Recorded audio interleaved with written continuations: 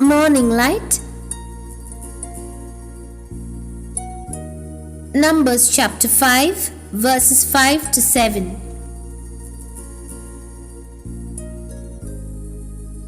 Betrayal in the camp, part 2.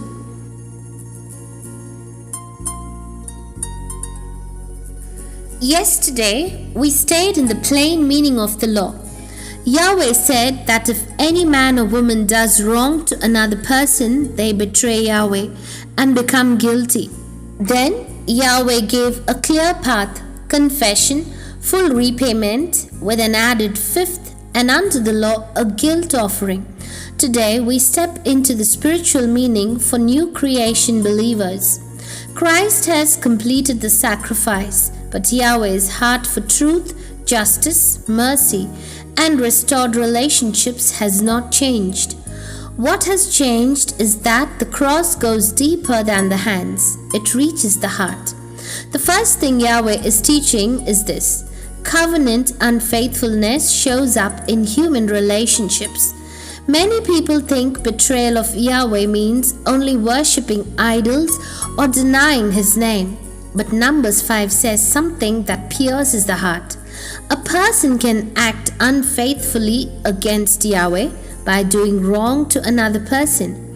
That means a believer can sing, pray, and speak scripture and yet betray Yahweh through hidden injustice. Yahweh does not separate love for Him from love for people. The two are tied together like breath and life. This truth runs through all of Scripture.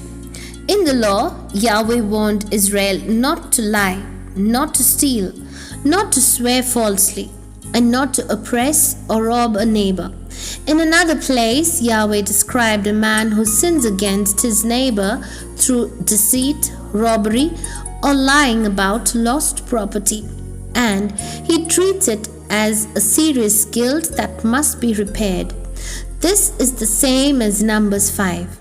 Yahweh is showing that injustice is not only a human issue, it is a spiritual offense. The wisdom book says it plainly: he who oppresses the poor reproaches his maker.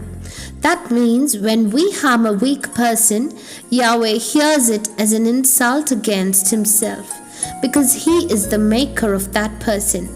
In the New Testament, the same truth is repeated with even stronger language. If anyone says, "I love God," and hates his brother, he is a liar. This is not a small statement. It means love for Yahweh that does not produce love for people is not true love. It is a mask. So how do we do wrong to brothers and sisters today? Numbers 5 mentions actions like stealing, lying, and deceit. Those sins still exist, but today they often wear clean clothes. They appear in emails, contracts, salary decisions, business deals, family inheritance issues, church politics, WhatsApp messages, and private conversations. Many wrongs today are not done with a knife. They are done with words, delays, silent manipulation, and hidden motives. One common area is money and fairness. A person can cheat others through dishonest business, inflated bills, unfair pricing, broken promises, or manipulating agreements. Scripture tells believers, "Let the thief steal no longer, rather let him labor, that he may have to share."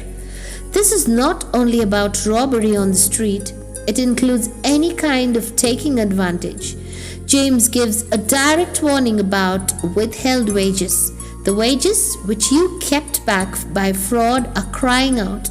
In other words, the money itself becomes a witness in heaven. Paul also warns, "Let no one take advantage of and defraud his brother. Yahweh is the avenger." That line should make us tremble. Yahweh stands as defender for the person who was cheated. Another area is truth and speech. Many people do not steal money, but they steal trust. They tell half-truths, hide facts, twist words, and shape narratives to protect themselves. Scripture says, "Put away lying, let each one speak truth with his neighbor." It also warns about speech that damages others. Speak evil of no one, and do not speak evil of one another. Gossip can feel small, but it can destroy a person's name, and it can poison the atmosphere of a church. If a brother's reputation is damaged because of careless words, it is a form of wrongdoing, and Yahweh counts it. Another area is relational sin inside the church. Bitterness, harshness, jealousy, and forgiveness are not private emotions. They leak into actions and words. Paul says, "Let all bitterness, wrath, anger be put away. Be kind, forgiving one another." John goes even deeper. Whoever hates his brother is a murderer. He is not saying every angry person has killed physically. He is showing how serious hatred is in God's eyes. Hatred is the spirit of murder. That is why it defiles a camp faster than many visible sins. It makes the house of God cold and unsafe. Another danger is spiritual hypocrisy, appearing holy while harming people. James says pure religion is not only talk, it includes caring for the vulnerable and keeping oneself unstained from the world. He also says faith without work is dead. This does not mean we earn salvation by works. It means true faith produces a living fruit. When someone uses religion as a cover while crushing others, it is betrayal of Yahweh in its darkest form. Now, we must answer the next question. How do we become guilty? Numbers 5 says the person is guilty. In real life, guilt is not always felt immediately. Many people commit wrong and still sleep at night, but guilt rises when Yahweh begins to work. Scripture shows 3 ways guilt comes. First, God's word exposes it. Through the law comes knowledge of sin. When scripture is read and believed, the heart gets caught. The word is like a mirror. It does not flatter. It shows what is true. Second, conscience speaks. Paul says the conscience can accuse or defend. Even before another person confronts us, the conscience may become restless. A person may feel heavy, tense, irritated, defensive. Sometimes that is not stress, it is guilt knocking on the door. Third, the Holy Spirit convicts. Jesus said the Spirit will convict the world concerning sin. Conviction is not the same as condemnation. Condemnation says there is no hope. Conviction says, come to the light, come back, repair what is broken. Conviction is mercy because Yahweh is trying to stop the spread of the sin before it becomes larger. So, the law in Numbers 5 is not only history, it is Yahweh's mercy.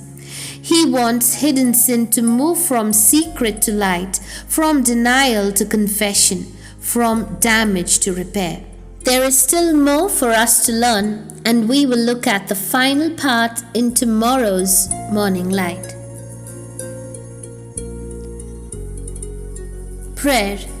Yahweh, our Father, search our hearts and reveal any hidden wrong by which we have betrayed you through injustice towards our brethren. Give us courage to confess, humility to make things right, and grace to restore what we have damaged.